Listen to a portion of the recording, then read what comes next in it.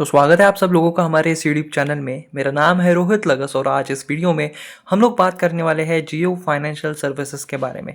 FII limit हो गई है 49%। सरकार ने दी है बड़ी मंजूरी और ग्लोबल कंपनी बनने का है यहाँ पे सपना। क्या है डिटेल में समझेंगे इस न्यूज़ को, टेक्निकल चार्ट्स के बारे में भी बात करेंगे, तो इस वीडियो को आप लोग एंड तक ज़रूर देखना। मैं आप सभी के लिए लेकर आया हूँ एक व्हाट्सएप कम्युनिटी और टेलीग्राम ग्रुप। क्या होता है, एक दिन में काफ़ी सारी न्यूज़ेस आती है और सबके वीडियोस बनाना पॉसिबल नहीं हो पाता है, तो जो न्यूज़ेस बच जाती है वो हम हमारे टेलीग्राम ग्रुप और व्हाट्सएप कम्युनिटी पे शेयर करते हैं। और भी कई तरह के न्यूज़ेस लाइक डिविडेंड स्टॉक स्प्लिट्स की कोई न्यूज़, बोनस की कोई न्यूज़, और जो बीएससी पे ऑफिशियल पीडीएफ जो अपलोड होती है क्वार्टरली रिजल्ट्स की, वो भी हम यहाँ पे अपलोड करते हैं। तो अगर आपको हमारे इस ग्रुप को ज्वाइन करना है तो इसकी जो लिंक है वो आपको कमेंट सेक्शन में मिल जाएगी। शेयर के शेयर प्राइस की बात करें तो लास्ट ट्रेडिंग सेशन में 0.77% की गिरावट देखने के लिए मिली थी। 327.05 रुपीज़ पे क्लोजिंग यहाँ पे हुई थी फ्राइडे के सेशन में। वही अगर बात करें तो मंडे को क्या होगा, क्या इंपॉर्टेंट लेवल्स होंगे, उसको भी आज इस वीडियो में डिस्कस करेंगे। पर उससे पहले थोड़ा न्यूज़ की एक हिंट दे देता हूँ, फिर टेक्निकल चार्ट्स को समझेंगे और फिर इस न्यूज़ को थोड़ा डिटेल में समझेंगे। तो यहाँ पे एक न्यूज़ देखने के लिए मिल रही है कि जियो फाइनेंशियल सर्विसेज को एक अप्रूवल मिला है गवर्नमेंट की तरफ से to increase foreign investment limit to 49% equity. अब टोटल देखा जाए तो नॉर्मली किसी कंपनी में फॉरेन पोर्टफोलियो इन्वेस्टर्स का एक फिक्स्ड अमाउंट होता है, फिक्स्ड परसेंटेज होता है, जिसके बारे में आगे इस वीडियो में बात करेंगे। पर जियो फाइनेंशियल सर्विसेज ने शायद रिक्वेस्ट किया, फिर उनका कोई भी प्रोसेस रहा होगा, उन्होंने गवर्नमेंट को यहाँ पे अप्रोच किया और उन्होंने अप्रूव किया कि अब फॉरेन इन्वेस्टमेंट की जो लिमिट है जियो फाइनेंशियल सर्विसेज में वो 49% तक हो सकती है, जिससे जो बाहरी इन्वेस्टर्स है, जो फॉरेन इन्वेस्टर्स है, वो इस कंपनी में ज़्यादा से ज़्यादा पैसा यहाँ पे लगा पाए। तो इस न्यूज़ को थोड़ा डिटेल में समझेंगे, थोड़ा ऊपर ऊपर से हमने हिंट दे दिया, थोड़ा डिटेल में समझेंगे। पहले थोड़े इंपॉर्टेंट लेवल्स को समझ लेते हैं। तो अगर बात करें तो फिलहाल पिछले 3 सेशन जो है जियो फाइनेंशियल सर्विसेज के लिए थोड़े नेगेटिव रहे हैं। इसके पीछे इंपॉर्टेंट रीज़न ये है कि 337.63 जो है एक इंपॉर्टेंट रेजिस्टेंस का काम कर रहा है। एक थोड़ा नो ट्रेडिंग जोन में भी ये शेयर है वो दिखाई दे रहा है। 316.87 और 337.63 के बीच में ये एक नो ट्रेडिंग जोन बना रहा है। कभी यहाँ पे 316.87 पे सपोर्ट लेता है तो 337 पे रेजिस्टेंस। इस बार भी वही हुआ, 337 पे रेजिस्टेंस लिया और 3 सेशंस जो है नेगेटिव आ चुके हैं। तो नेक्स्ट सपोर्ट जो है वो 316.87 हो सकता है। उसके बाद 305.23 भी एक अच्छा सपोर्ट है। पर वही अगर यहाँ पे देखा जाए तो इंट्राडे बेसिस पे या फिर लॉन्ग 5, 10, 15 डे सेशन जो है वहाँ पे थोड़े मोटे छोटे मोटे सपोर्ट्स है 325, 322 के आसपास। अगर ये शेयर वहाँ पे सपोर्ट लेकर वापस ऊपर की तरफ बढ़ता है तो 337.63 पहला टारगेट होगा। उसके बाद देखा जाए तो अपना 50 डे मूविंग एवरेज 342 रुपीज़ के आसपास देखने के लिए मिल रहा है, तो उसे भी यहाँ पे पार करना पड़ेगा एज अ रेजिस्टेंस। उसके बाद यहाँ पे 349.27 का टारगेट हम जो है एक्सपेक्ट कर सकते हैं जियो फाइनेंशियल सर्विसेज के लिए। पर देखिए जाए तो 3 इमीडिएट रेजिस्टेंस है, पहला 337, उसके बाद तुरंत 342, उसके बाद तुरंत 349। तो इस वजह से ऊपर की तरफ बढ़ना थोड़ा मुश्किल हो सकता है। मुश्किल से मेरा मतलब है कि थोड़ा वक्त लग सकता है। ऐसा अचानक से 2-3 सेशन में से 2-3% की तेजी देखने के लिए नहीं मिलेगी, पर आने वाले 1 से 1.5 महीने के अंदर अंदर ये शेयर जो है 350 का लेवल यहाँ पे क्रॉस करना चाहिए और अच्छा लेवल है। और देखा जाए तो सिर्फ 1 महीने में 350 तक जा रहे, तो आपको लोग यार 1 महीने में सिर्फ 350, पर अगर ये शेयर 350 तक चला गया तो उसके बाद जल्द हमारे लिए कोई भी बड़ा रेजिस्टेंस नहीं है और ज़्यादातर जो मूविंग एवरेज है वो एज अ सपोर्ट का काम करेगी। तो एक बार ये 350 1 महीना लेकर 350 तक पहुंच भी गया तो बहुत जल्द जो है ये शेयर 400 भी क्रॉस कर सकता है, क्योंकि पहला रेजिस्टेंस 370 का है और दूसरा रेजिस्टेंस 402 का है। तो बीच में कोई बड़ा स्ट्रॉन्ग रेजिस्टेंस नहीं है, कोई बड़ा हर्डल नहीं है। तो 1 महीने में अगर ये शेयर देखा जाए तो 350 तक अगर पहुंच गया तो उतना ही वक्त यानी 1 ही महीने के अंदर ये 400 का आंकड़ा भी यहाँ पे क्रॉस कर सकता है, ये ऐसा लग रहा है। अगर गिरावट भी होती है तो इंपॉर्टेंट लेवल से जिसके बारे में हमने बात कर लिया। अब इस न्यूज़ को थोड़ा डिटेल में समझते हैं। क्या आप लोगों को एक ऐसे ग्रुप की तलाश है जो स्टॉक मार्केट रिलेटेड हो, जहां आप लोग भी डिस्कस कर पाओ, अपने क्वेश्चंस को पूछ पाओ, दूसरे स्टॉक मार्केट एंथुसियास्ट से बात कर पाओ? क्या अगर आप लोगों को ऐसे ही ग्रुप की तलाश है तो मैं आप सभी के लिए लेकर आया हूँ एक ऐसा ही ग्रुप जहां आप लोग आपस में बात कर सको, जहां एक डिस्कशन हो, जहां आप लोग एक दूसरे से सलाह ले पाओ।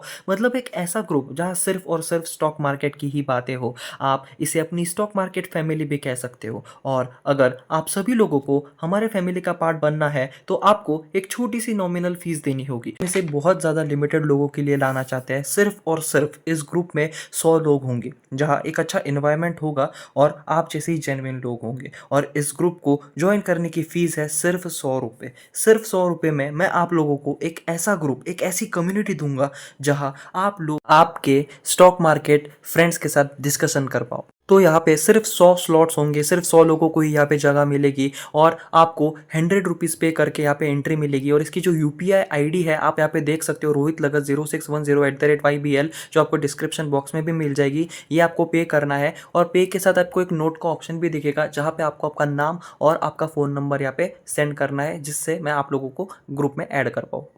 न्यूज़ को अगर थोड़ा डिटेल में समझे तो जियो फाइनेंशियल सर्विसेज लिमिटेड जो है, उन्होंने एक्सचेंज को बताया सैटरडे के दिन, यानी कल के दिन, that it has received approval from department of economic affairs, जो मिनिस्ट्री ऑफ फाइनेंस के अंडर आती है, to increase the foreign investment limit in the company to 49% of the total equity on a fully diluted basis.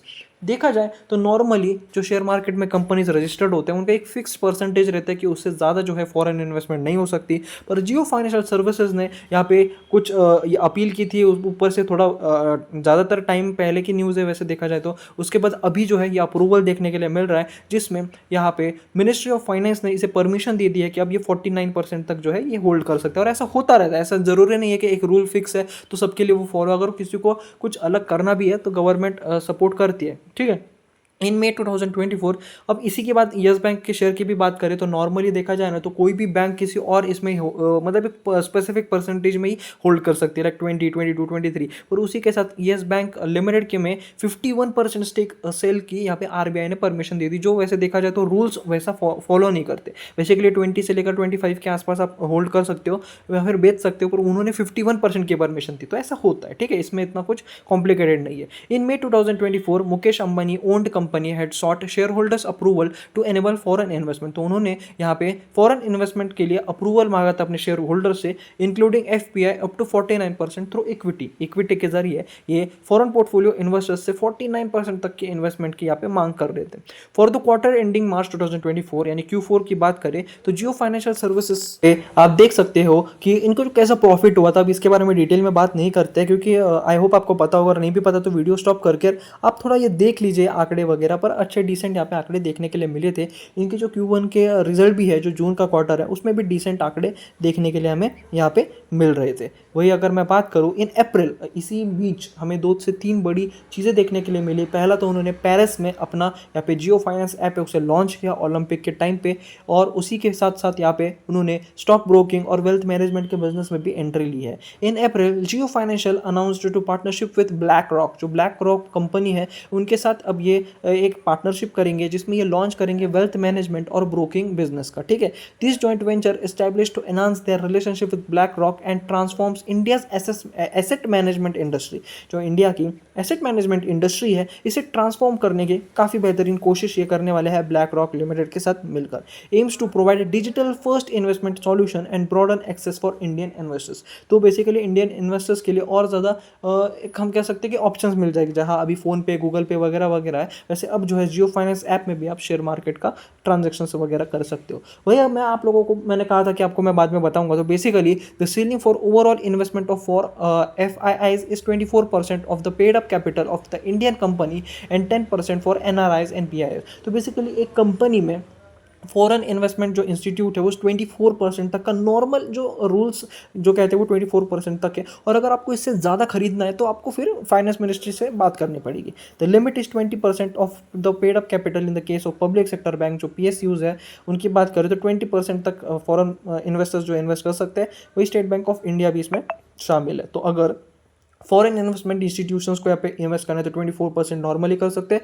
इसके ऊपर अगर करना है तो फिर कंपनीज़ को फाइनेंस मिनिस्ट्री से बात करनी पड़ती है। तो वैसे यहाँ पे एक न्यूज़ देखने के लिए मिली जिसमें जियो फाइनेंशियल सर्विसेज को 49% तक की लिमिट यहाँ पे सेट की गई है, और सरकार ने बहुत बड़ी यहाँ पे ये मंजूरी दी है, और इससे जो है काफ़ी फ़ायदा जियो फाइनेंशियल सर्विसेज को हो सकता है, क्योंकि बाहर की बड़ी बड़ी कंपनीज़ भी अब जियो फाइनेंशियल सर्विसेज में काफ़ी बड़ी मात्रा में इन्वेस्टमेंट कर सकते हैं। तो इस वीडियो में सिर्फ इतना ही था। आई होप आपको ये वीडियो बिल्कुल डिटेल में समझ आ गया होगा। Thanks for watching, please subscribe.